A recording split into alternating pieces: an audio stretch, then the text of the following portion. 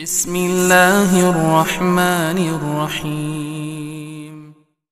Bismillah, Ustadz, bagaimana kalau di sekitar kita ini masih banyak yang mohon maaf, ini disebut dengan ahlul bid'ah, Ustadz. Nah, ini mungkin bisa menjadi pertanyaan yang terakhir ya. Baik, masih banyak di kalangan kita ahlul bid'ah. Baik, pertama saudara-saudara kaum muslimin dan muslimat yang dimuliakan oleh Allah, kita harus paham sesuatu itu bid'ah ataukah tidak bid'ah. Itu harus difahami. Tidaklah sesuatu yang tidak kita ketahui, apa yang kita tidak amalkan, apa yang guru kita nggak pernah sampaikan, apa yang guru kita tidak pernah amal, maka wah itu bid'ah. Enggak, kita nggak mengatakan demikian. Dan itu juga harus difahami oleh para penuntut ilmu. Dengan menjadikan timbangan bid'ah itu adalah seperti yang saya sebutkan ini. Jangan ya sampai kita mengetahui sesuatu dalil dan minimal ada keterangan dari para ulama tentang masalah tersebut. Ini satu hal. Ya, sehingga kita tidak ingin bermudah-mudahan bid'ah sana bid'ah sini. Tapi kalau memang bid'ah memang harus bid'ah.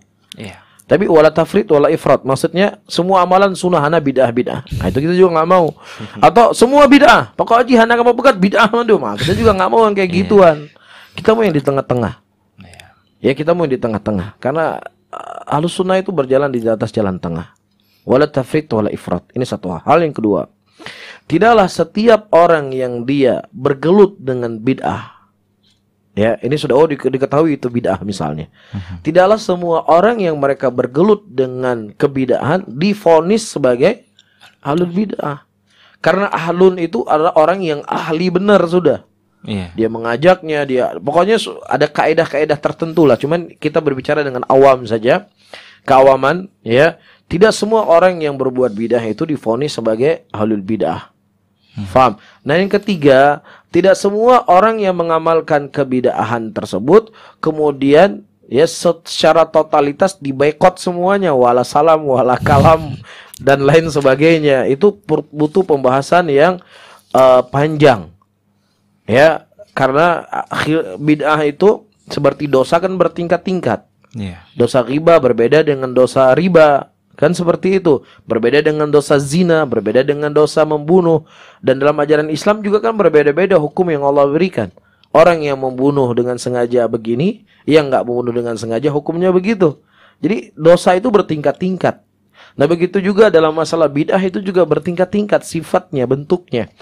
Ketika dia adalah sesuatu yang bertingkat-tingkat bentuk dan sifatnya, maka sikap kita juga harus nggak bisa disamaratakan. Ada orang yang mereka berbuat bid'ah, ya bid'ah mukaffirah, mencela sahabat Nabi, mengkafirkan sahabat Nabi, kemudian disikapi dengan sama. Ada saudara-saudara kita muslimin misalnya berbuat sebuah amalan bid'ah, yang bid'ah itu misalnya bukan bid'ah sampai jatuh kepada kekufuran. Nah, ini ada kaedah-kaedahnya sendiri yang perlu untuk diketahui oleh setiap para penuntut ilmu. Ya, namun pesan saya, ya pesan wasiat Nabi SAW, khaliqun nas bi khuluqin hasan. Berakhlaklah engkau kepada manusia, bergaullah engkau dengan manusia dengan pergaulan yang baik, dengan akhlak yang baik. Ya, itu mungkin yang perlu untuk kita tekankan dengan saudara-saudara kita para penuntut ilmu. Ya, kalau memang seandainya dia mengetahui dengan pasti itu merupakan amalan-amalan yang bid'ah, amalan-amalan yang tidak sesuai dengan sunnah Nabi SAW, ya jangan dia jadikan selalu temannya atau saudaranya muslimin itu selalu sebagai musuh. Tetapi dia ibarat seorang dokter, ini teman saya kayaknya lagi sakit lambung ini. Ibaratnya seperti sakit lambung. Nah, ketika dia sebagai seorang dokter yang baik, ya saya harus kasih obat sama dia supaya dia lambungnya sehat. Jadi wah, ini penyakit lambung nih, bahaya ini penyakitnya, orang-orang kayak gini nih. Enggak kayak gitu. Jadi ketika kita melihat sesuatu, kita ingin mengobati.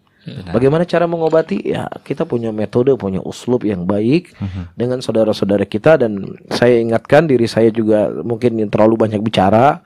Ya, saya mengingatkan diri saya. Ya, terkadang seseorang itu hanya memperhatikan konten saja.